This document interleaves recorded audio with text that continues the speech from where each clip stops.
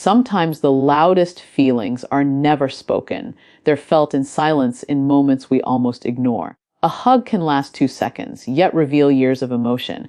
And if you've ever wondered why one embrace felt different, deeper, unforgettable, this message is for you. Because some hugs aren't comfort, they're confessions. They're pauses where two hearts say what words never could. Stay with me till the end, because what you're about to hear may explain a moment from your past you never understood and change how you see the next one forever. Comment your location where you're watching from, subscribe to the channel for more heart awakening truths. When we talk about the duration of a hug, we're not talking about seconds on a clock. We're talking about intention. Time in moments like this becomes a psychological signal. A brief hug is often a social reflex, something learned, automatic, and safe. But when a woman holds a hug longer than expected, when there's that subtle pause where neither person rushes to pull away, something deeper is happening beneath the surface. That pause is where meaning lies. From a psychological perspective, humans are wired to protect their personal space. We don't easily allow prolonged physical closeness unless we feel emotionally secure. So when a hug lingers, it's not random. It's the nervous system saying, I'm comfortable here. It's trust expressed without language. In that moment, her body is making a decision before her mind fully catches up. She's allowing herself to stay. Philosophically, this is fascinating because it shows how truth often emerges nonverbally. We like to believe words define our intentions, but in reality, the body reveals what the mind is still negotiating. A longer hug often reflects an inner alignment. What she feels matches what she's allowing herself to experience. There's no urgency to escape, no need to create distance. Presence replaces performance. Now here's where most people misunderstand this signal. They assume a long hug always means romantic desire. That's not always true. What it does mean consistently is emotional openness. It means she feels safe enough to remain vulnerable for a few extra seconds. And vulnerability is never casual. Even when attraction isn't fully conscious yet, emotional comfort is the soil where it grows. Think about how rare that actually is. In a world where everyone is guarded, distracted, and overstimulated, choosing to stay in a moment of closeness is a quiet form of honesty. It's not loud. It doesn't demand attention, but it's real, and real signals don't need exaggeration to be powerful. What matters most is context. If she hugs you longer than others, if the embrace softens instead of stiffens, if her breathing slows instead of speeds up, those are signs of emotional regulation and connection. Her body is not in defense mode. It's at ease. And ease is intimacy's first language. The mistake many people make is either ignoring this entirely or overreacting to it. Both come from the same place: disconnection from awareness. The goal isn't to label the hug. The goal is to understand what it reveals about the moment you're sharing. Presence invites truth. Pressure destroys it. So pay attention, not with ego, but with clarity. A lingering hug is not a promise, but it is an opening. And how you respond, calmly grounded, without rushing to define it, often determines whether that opening quietly closes or naturally deepens. Because sometimes the most honest answers arrive not in words, but in the moments we choose not to rush away from. When a hug involves full body contact, it shifts the meaning entirely. This is no longer just about politeness or habit. It becomes about comfort at a deeper, more instinctive level. Human beings naturally create space when they feel uncertain, guarded, or emotionally disconnected. Distance is a form of protection. So when a woman closes that space without hesitation, allowing her body to align with yours, it's a signal worth paying attention to. Psychologically, full body contact reflects trust in the most literal sense. The body doesn't lean in unless it feels safe. This isn't something people consciously calculate. It's automatic. Her nervous system has assessed the moment and decided there's no threat here. No need to brace. No need to pull back. That ease tells you far more than rehearsed words ever could. What's important to understand is that this kind of closeness doesn't come from desire alone. It comes from emotional permission.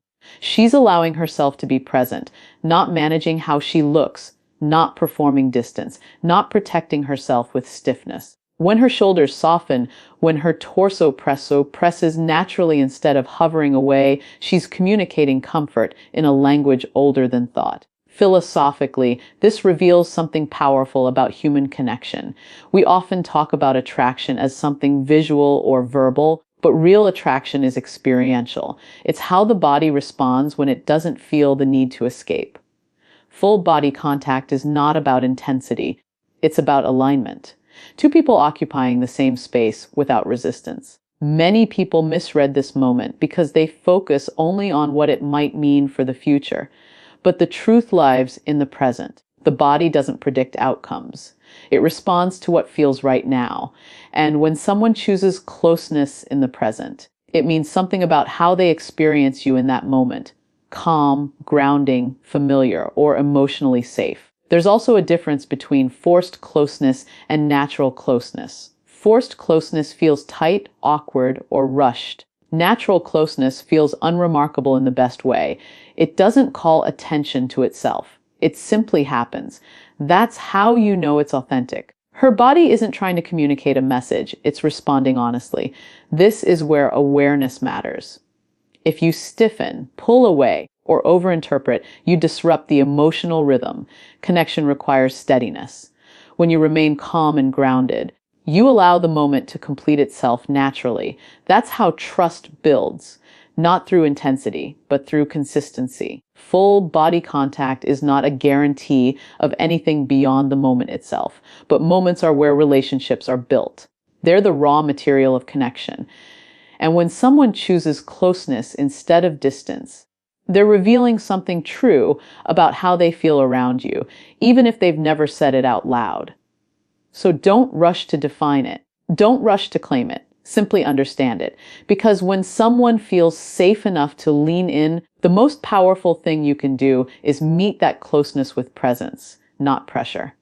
What often reveals the most isn't how a hug begins, but how it ends. Endings expose intention. Anyone can step into a moment of closeness, but not everyone knows how to leave it.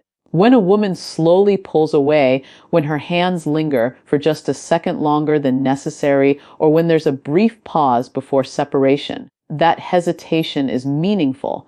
It's the body acknowledging that something real just happened. Psychologically, this moment is about attachment and awareness. A rushed release usually signals that the hug served its purpose and nothing more. But a delayed release suggests emotional processing. Her nervous system is still engaged. She's not eager to break contact because the contact itself felt grounding, reassuring, or emotionally relevant. That lingering is not an accident. It's the body resisting abrupt disconnection. Eye contact after a hug deepens this signal. When someone looks at you, instead of immediately turning away, they're checking in emotionally. It's a subtle way of saying, "Did you feel that too?" This is especially important because eye contact engages vulnerability. It opens a channel for recognition. Even a soft smile, a quiet exhale, or a relaxed expression adds layers to what just occurred. Philosophically, this tells us something important about human truth. Meaning is often revealed in transitions, not in actions themselves. We learn more from how people exit moments than how they enter them. The way a hug ends reflects whether it was simply functional or emotionally significant, and emotionally significant moments tend to leave traces. This is where many people sabotage connection without realizing it. They rush to speak joke or shift energy immediately after the hug, trying to manage the moment instead of allowing it to land. But emotional depth needs space. When you remain still for a second, when you don't immediately fill the silence, you show emotional maturity. You allow the experience to register for both of you. The goal here isn't to analyze or control the moment. It's to respect it. Awareness without expectation is what keeps connection alive. When you're calm, present, and unreactive, you become someone others feel safe lingering with, physically and emotionally. A meaningful ending doesn't demand action. It invites reflection, and often, the way someone lets go tells you exactly how much the moment mattered to them, even if they never put it into words. So remember this: How someone leaves a moment of closeness will always reveal more than how they enter it, and awareness of that truth is where emotional intelligence begins.